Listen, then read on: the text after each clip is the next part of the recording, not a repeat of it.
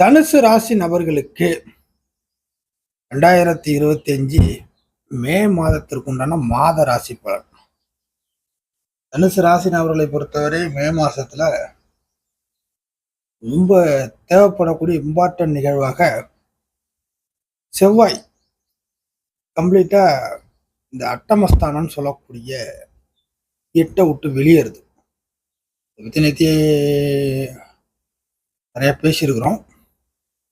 விரையாதிபதி நீசமாகி 8ல உட்கார்ந்திருப்பது ஒரு தொந்தரவு தான். என்ன தொந்தரவு? செலவுகள் ஒரு பக்கம், தவிர்க்க முடியாத தேவையற்ற செலவுகள் வரும், உடல் உபாத பிரச்சனைகள் வரும், பழக்க வழக்கத்துல பிரச்சனைகள் வரும். பிரச்சனை வரும்னா ஒன்றும் சொல்லிக்கிற மாதிரி இல்லை அப்படிங்கிற மாதிரி போகும். ஒரு பலகீனமான சூழ்நிலை, குறிப்பாக 12ங்கிறது மருத்துவ செலவுகள், அந்த மாதிரி விஷயங்கள்லாம் கொஞ்சம் போட்டு படுத்தும். ஒரு சில நபர்களுக்கு கடன் தொந்தரவுகள். 12 6க்கு எகெயின்ஸ்டா இருக்கக்கூடியது 12 இல்லையா? அப்போ கடன் விஷயத்த சமாளிக்க முடியாம சேமிச்சு வச்சிருந்த பணம் கடனை கொடுக்கலான்னு வச்சிருந்திருப்பீங்க. அது ஏதாச்சும் வேற பக்கத்துல போய் லாக் ஆகிருக்கும், இல்லை வேற பக்கம் செலவுகளில் போயிருக்கும். இந்த பிளான்கள்லாம், இந்த கடன் கொடுக்கக்கூடிய பிளான்லாம் காலி ஆகிருக்கும். இப்படிங்கிற தன்மை தான். ஸோ இந்த மாதிரி விஷயங்கள்லாம் செவ்வாயினால கொஞ்சம் 8ல் இருந்ததுனால ஒரு பிரச்சனை இல்லை. கிட்டத்தட்ட ஒரு 10-15 பிரச்சனை திடீர்னு அந்த மாதிரி சமாளிச்சுக்கிட்டு இருந்தீங்க. இதுல பாதி பிரச்சனை, அதுல பாதி, அதுல பாதி, இதுல பாதி, அதுல பாதி அப்படிங்கிற மாதிரி. இந்த மாதிரி அந்த பாதி பாதியாக இருந்த எல்லா விஷயங்களும் அதை விட்டு கம்ப்ளீட்டா வெளியேற போகுது. சில விஷயங்கள் தானாகவே சால்வ் ஆகும். இந்த மாசத்தோடைய பலன் என்னன்னா, சில தொந்தரவுகள், உங்களுக்குன்னு சில தொந்தரவுகள் இருக்கும் இல்லையா? அந்த தொந்தரவுகள் தானாகவே சரியாகக்கூடிய நிகழ்வு தனுசு ராசிக்கு கிடைக்கும். அதை நீங்க பார்க்கலாம். இது உடல் ரீதியா பிரச்சனையில இருந்து, மன ரீதியா பிரச்சனையில இருந்து, உங்களை சார்ந்தவர்களுடைய பழக்க வழக்க பிரச்சனைகள்ல இருந்து அப்படியே தானாகவே அப்பாடா கொஞ்சம் தொலைஞ்சா போதும், எப்படியோ நம்ம விட்டு போனா போதும் அப்படிங்கிற மாதிரி சில தொந்தரவுகள் தானாகவே விலகுது, குறையுது அப்படிங்கிறத நீங்க எடுத்துக்கலாம். அதுன்னு கூட பார்ப்பீங்க. அடுத்ததாக செவ்வாய்க்கான பலன் சொல்லியாச்சு. அடுத்ததாக சூரியன், பாக்கியாதிபதி சூரியன் ஒரு நல்ல நிலைமைக்கு வருது, 6ல் போகுது. சில பாக்கியங்கள், ஏதேனும் உங்களுக்கு ஒரு சில தேவைகள் பூர்த்தி ஆகணும் இல்லையா? ஏதோ நல்லது நடக்கணும், கெடுதல் நடக்காம நல்லது நடக்கணும், சில பாக்கியங்கள் கிடைக்கணும், சில தேவைகள் பூர்த்தி ஆகணும். பாக்கியங்கள் கிடைக்கிறதுனாவே தேவைகள் பூர்த்தி ஆவது தான். அதுவும் மனசுக்கு ஏற்ற மாதிரி தேவைகள் பூர்த்தி ஆவது தான் பாக்கியம். இல்லை ஏதாச்சும் ஒரு விஷயத்துல அங்கீகாரம் கிடைக்கணும் பாடுபட்டதுக்கு, இதெல்லாம் பாக்கியத்தில் சேர்ந்தது தான். ஸோ இந்த பாக்கியங்கள் தேவைகள் பூர்த்தி ஆவதற்கு 6ஆம் பாவத்தில் வரக்கூடிய சூரியன் ஹெல்ப் பண்ற அமைப்புல இருக்கு. ஒரு சில நபர்கள் எதுன்னு விட்டு கொடுத்துட்டு சில பாக்கியத்தை அனுபவிப்பீங்க. சில நபர்கள் ஏதாச்சும் ஒன்று இழந்துட்டு சில பாக்கியத்தை அனுபவிப்பீங்க. ஒரு சில நபர்கள் ஏற்கனவே இழந்ததற்கு இப்போதைக்கு பாக்கியத்தை அனுபவிக்கிற மாதிரி வரும். ஒரு சில நபர்களுக்கு புதுசா சில விஷயத்த ஆரம்பிச்சு, சரி பரவாயில்ல, நிறைய இது பார்த்தாச்சு, பழசெல்லாம் பார்த்தாச்சு, இதாச்சும் கை கொடுக்குதான்னு பார்ப்போம் அப்படிங்கிற மாதிரி சில திருப்திகரமான சில சூழ்நிலையை சந்திப்பீங்க. இது மாதிரி நிறைய வேரியேஷன் இருக்கு. அவரவர் லெவலுக்கு ஏற்ப அது மாறுபடும். ஆக பொதுவாக சொல்லணும்னாக்கா, தனுசு ராசி நபர்கள் மனசுக்கு ஏற்ற மாதிரியான சில பாக்கிய நிகழ்வுகளை அடையக்கூடிய மாதமாக அதை எடுத்துக்கலாம். இதுதான் ஏற்கனவே சொன்ன மாதிரி செவ்வாய்க்கான பலனும் இதில் சேர்ந்தே வந்துடும். ஏன்னா சூரியன் ஒரு பரிபூர்ண ஒரு ஒளி பொருந்திய கிரகம். ஒரு இருள் தன்மையில போட்டு மனசை போட்டு அழுத்திக்கிட்டு இருட்டா, அவங்களோட மனசு ஒரு இறுக்கமா இருட்டா இருக்கு அப்படிங்கிறவங்களுக்கு இந்த மாசத்துல சில ஒளித்தன்மை, அந்த இருள் நீங்கி சில ஒளி அமைப்புகள் அப்படியே டார்ச் லைட் அடிச்ச மாதிரி கொஞ்சம் பளிச்சுன்னு உங்க மனசு கொஞ்சம் மாறும். மன ரீதியாக சில மாற்றங்களை சந்திக்கக்கூடிய, திடகாத்திரமான மாற்றங்களை சந்திக்கக்கூடிய ஒரு மாசம்தான் இந்த மே மாதம். இதில் என்னென்னா, சில நபர்கள் முடிவெடுக்க முடியாமல் தவிச்சுக்கிட்டு இருப்பீங்க. என்ன முடிவு எடுக்கிறது? பர்சனல் முடிவுகள் எடுக்கிறதா, இல்லை பொதுவான முடிவுகள் எடுக்கிறதா, இந்த மாதிரி எந்த ஒரு முடிவும் எடுக்க முடியாமல் நடுவில் மாட்டிட்டு முடிச்சுக்கிட்டு இருப்பீங்க. ஸோ இந்த முடிவுகள் எல்லாமே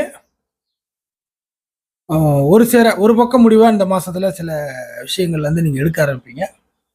அதுவும் உங்களுக்கு ஓகே தான். அடுத்ததாக புதன், மிக முக்கியமாக தனுசு ராசிக்கு 7 மற்றும் 10 கூடிய புதன் இந்த மாதத்தில் 5 மற்றும் 6 இந்த மாதிரி இடத்தெல்லாம் வருது.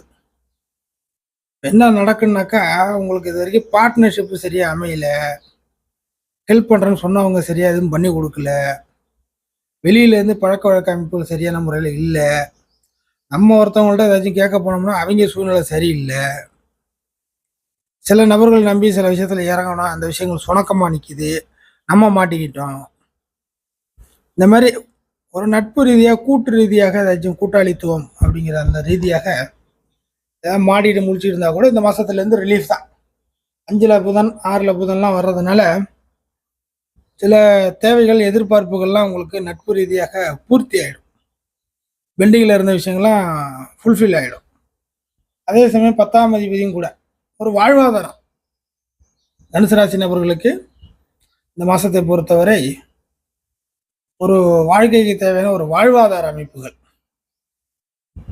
பரவாயில்ல, இது கொஞ்சம் சமாளிக்கலாம்.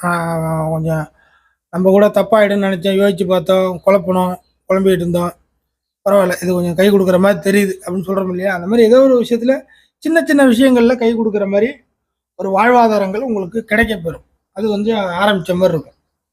எல்லாம் புதனால் கிடைக்க வரும். புதன் வந்து 5ல் வருது, அதுக்கப்புறம் 6ல் போகிறதுனால. அடுத்ததாக சுக்கிரன், இந்த மாதத்தை பொறுத்த வரைக்கும் சுக்கிரன் திரும்பவும் ஒரு உச்ச அமைப்புக்கு மாறுது. ராசிக்கு வேண்டப்படாத கிரகமாக இருந்தாலும் தனுசு ராசியில பூராட நட்சத்திரம் இருக்குல்ல, நட்சத்திர அதிபதிக்கு கொஞ்சம் பலம் வேணும்ல, பூராட நட்சத்திரக்காரருக்கு ஒரு பலன் தேவை இல்லையா? அப்படிங்கிறதுனால தனுசு ராசி நபர்கள் பூராட நட்சத்திரத்துக்கு சுக்கிரன் உச்ச அமைப்பில் வர்றதுனால ஒரு மகிழ்ச்சி, ஒரு தெளிவான, கொஞ்சம் உச்சபட்சமான ஒரு மகிழ்ச்சி, சந்தோஷம், வருத்தங்கள் ஒரு பக்கம் இருந்தாலும் ஒரு மகிழ்ச்சிகள் ஒரு பக்கம் கிடைக்கும். உடம்பை போட்டு வருத்திக்கிட்டு இருந்த ஒரு விஷயங்களை வந்து மகிழ்ச்சியாக மாறுறதுக்கான சில சந்தர்ப்பங்கள் பெண்கள் மூலியமாகவோ, ஆடை ஆபரணங்கள், வசதி வாய்ப்புகள், லக்ஸரி பொருட்கள், இந்த மாதிரி சொகுசு தன்மையான பொருட்கள், காஸ்ட்லியான பொருட்கள், இந்த மாதிரி நிறையா சொல்லலாம். சுக்கரனுடைய விஷயங்கள்லாம் இந்த மாதிரி விஷயத்தின் மூலியமாக சில பிரயோஜனமான இதெல்லாம் உங்களுக்கு கிடைக்கும் அப்படிங்கிறத எடுத்துக்கங்க. அடுத்தது குரு பெயர்ச்சி இந்த மாதத்தில் நடக்க போகுது. ராசிநாதன் குரு பெயர்ச்சி 7ல் போகிறதுனால ஸோ உங்களுக்கு வெளியில் ஆதரவு, நல்ல பழக்க வழக்கங்கள், உங்களுக்கு பலமான நபர்களுடைய தொடர்பு இருக்குது. தனுசு ராசி நபர்களுக்கு இந்த மாதத்துல இருந்து உங்களுக்கு வெளி பழக்க வழக்கங்கள் மூலியமாகவே உங்களுக்கு நன்மைகள் நடக்கும். புரியுதுங்களா? ஸோ உங்களுடைய பழக்க வழக்க அமைப்புகளை நல்லபடியாக வைத்துக் கொள்வது உங்களுடைய கவனம். இதுதான் மேஜராக கொடுக்கக்கூடிய பலன். அடுத்த ராகுகேது பயிற்சி 2-3 நாள்லேயே நடக்கும். இந்த மாதத்தில் மே 15 குரு பயிற்சி, அடுத்து ஒரு 3 days 18ஆம் தேதியை போல் கேது 9லையும் ராகு 3லையும் வருது. இதில் ஒரு சிறப்பு பலன்லாம் இருக்குது. நம்ம ராகுகேது பயிற்சி பலன்கள் அடுத்து வரும் வீடியோவில் அது நம்ம தெளிவாக சொல்லிடலாம். 9ல் கேது இந்த மாதத்துலேருந்து ஆரம்பிக்கிறதுனால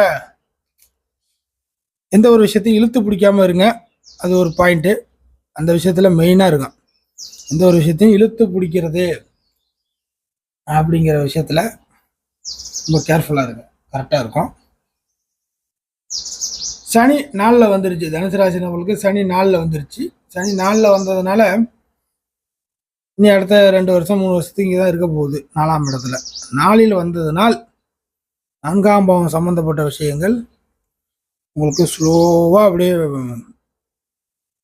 ஒரு மேலே வரும். ஸ்லோவாக ஒரு நன்மைகள் இருக்கும், ரொம்ப கீழே போகாது. 4ஆம் பாவ விஷயங்கள்லாம் ஏற்கனவே நிறைய பேசியிருக்கோம். கல்வி, வீடு வாசல், சொத்துக்களை பெருக்குதல், இந்த மாதிரி விஷயங்கள்லாம் ஸ்லோவான முன்னேற்றங்கள் இருக்கும் அதுலேருந்து. ஸோ அது நீங்கள் அதனை நோக்கி மையப்படுத்தி ஒரு நீண்ட கால தேவைகளுக்கு இப்போதே அடித்தளம்லாம் போட ஆரம்பிக்கலாம், நல்லபடியாக இருக்கும்.